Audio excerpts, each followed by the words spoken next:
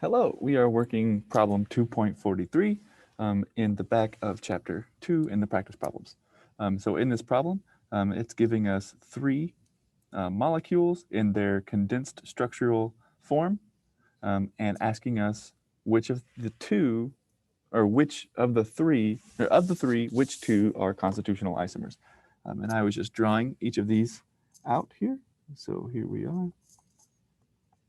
Just finishing the drawing, and then we can look and see which ones might be constitutional isomers. While I'm doing this, you can try and remember what a constitutional isomer is. Remember, a constitutional isomer is two molecules can be considered constitutional isomers if they have the same molecular formula but different atomic connectivity. In other words, they don't have the same structure but the same molecular formula. Okay, so here are the three molecules. So first, we should try and draw them and make sure that they are not the same molecules in general. So this first one here, CH3COOCH, or COCH, so we have three CH3s attached to a carbon. So here's a carbon with three CH3s attached to it, and that carbon is attached to an oxygen, which is attached to a CH3. Great. Now for this one, we have two CH3s attached to this carbon, which also has a hydrogen. It's attached to an oxygen, which is attached to a carbon. Okay.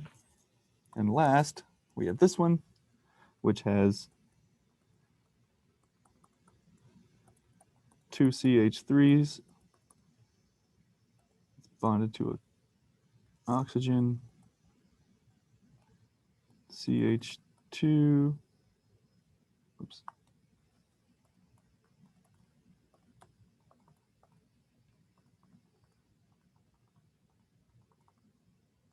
There we are. Okay. Now we need to decide which of these might be constitutional isomers. And it looks like one of them does not have the same number of carbons. Can you see which one it is? I bet if you took the time to write the number of carbons, you would see that this one has one fewer. It has 1, 2, 3, 4 carbons, whereas the other ones have 1, 2, 3, 4, 5 carbons. So therefore, the top one and the bottom one shown here must be constitutional isomers. And this has been problem 2.43.